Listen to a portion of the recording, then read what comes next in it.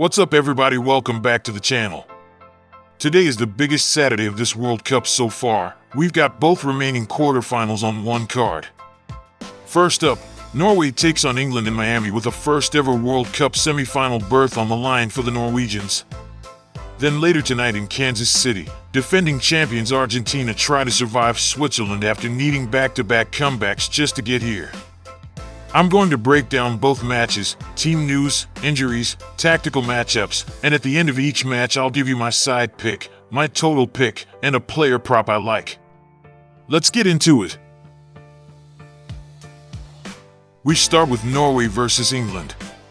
Let's start with Norway, because their run here is genuinely historic.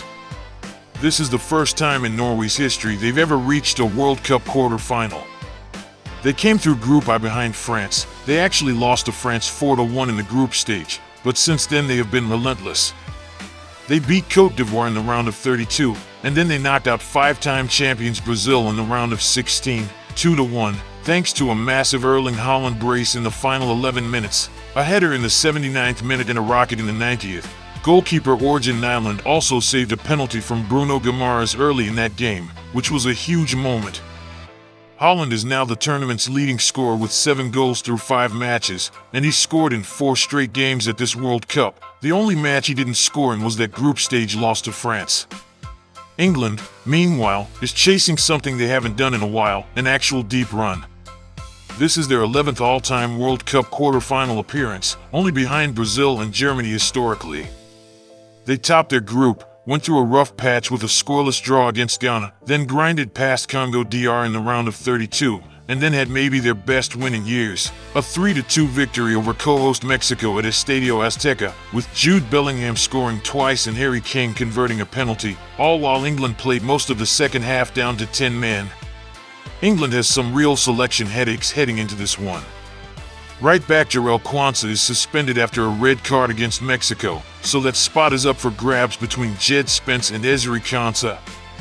Reece James is back from a hamstring injury and available off the bench, but with the heat expected in Miami, he's unlikely to start. Center-back Marc Guéhi picked up a hamstring strain in the win over Mexico and is a genuine doubt. If he can't go, expect John Stones or possibly Dan Burn to step in alongside him.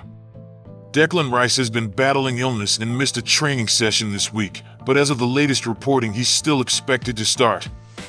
And Jordan Henderson is out of the tournament entirely with a broken arm. The projected England in a 4-2-3-1 looks something like Jordan Pickford in goal, a back four of Ezri Konsa, John Stones, Marc Guéhi, fitness permitting, and Nico O'Reilly. Declan Rice and Elliot Anderson holding in midfield, Bukayo Saka, Jude Bellingham, and Anthony Gordon across the front three, and Harry Kane up top. Norway's injury news is actually more positive than it looked a few days ago. There was a stomach bug going around the squad, and Norway's team doctor has said all players are now healthy heading into the match. Left back David Møller-Wolf was forced off late against Brazil but has trained fully and should start. The big tactical question for manager Ståle Solbakken is out wide. Antonio Nusa and Alexander Sorloth have been his preferred options through most of the tournament, but Oscar Bob and Andreas Schjelderup played well in the win over Brazil, so there's real competition there. The expected Norway in a 4-3-3, Orjan Nyland in goal, Julian Ryerson, Kristoffer Ajer, Torbjorn Hegem, and David Møller-Wolf across the back, a midfield of Sander Berge, Patrick Berg, and Captain Martin Odegaard, and a front line of Alexander Sorloth, Erling Haaland, and Antonio Nusa. This one really comes down to a few individual duels. First, obviously, Haaland against England's centre-back pairing.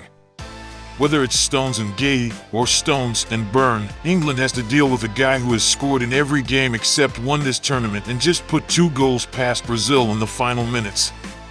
If Guéhi is even slightly compromised by that hamstring, that's a real problem against the best informed striker in the competition. Second, the midfield battle. Martin Odegaard is going to try to pull the strings for Norway, and he'll be up against Declan Rice, who's playing through illness, and either Elliot Anderson or a fit Kobbie Mainoo. If Rice can win the second balls and control tempo, England can suffocate Norway's service into Haaland.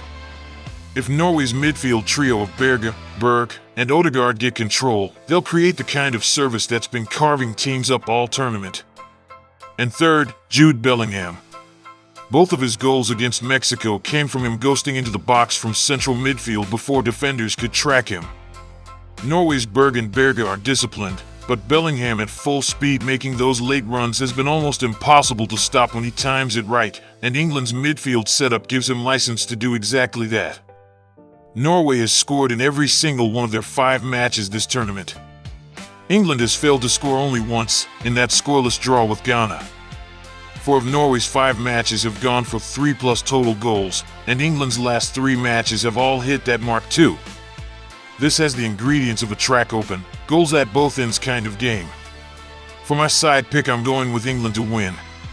They have the deeper squad, a calmer look defensively even with the reshuffling, and 2 players, Kane and Bellingham, who have combined for 10 goals this tournament and have been the 2 best players on the pitch in their last 2 matches. Norway's story is incredible, but I think England's depth wins out here, even with Gay's fitness in question. For my total pick, I like the over on the match total. Both teams have been leaky enough defensively and clinical enough going forward that I expect goals from both sides. Neither team has kept a real lockdown clean sheet in their last few matches, and Haaland alone is a threat to score regardless of what England does defensively. For my prop pick, I lean Erling Haaland to score anytime. He's the tournament's top scorer. He's scored in 4 straight matches, and England hasn't kept a clean sheet since the group stage game against Panama. Even in a loss, I expect Haaland to find the net here. Next, we have Argentina versus Switzerland. Argentina is defending their title from Qatar, and on paper it's been a strong tournament. They went 3-0-0 through Group J with wins over Algeria, Austria, and Jordan. But the knockout rounds have been anything but comfortable. In the round of 32, they needed extra time to get past debutants Cabo Verde, winning 3-2. Then in the round of 16 against Egypt, they actually trailed 2-0 with just 11 minutes left in regulation. Messi had missed a first-half penalty, before an unbelievable finish saw Cristian Romero, Lionel Messi, and Enzo Fernandez score 3 goals in the final 13 minutes, capped by Fernandez's 90th minute winner. That's back-to-back comebacks in the knockout stage.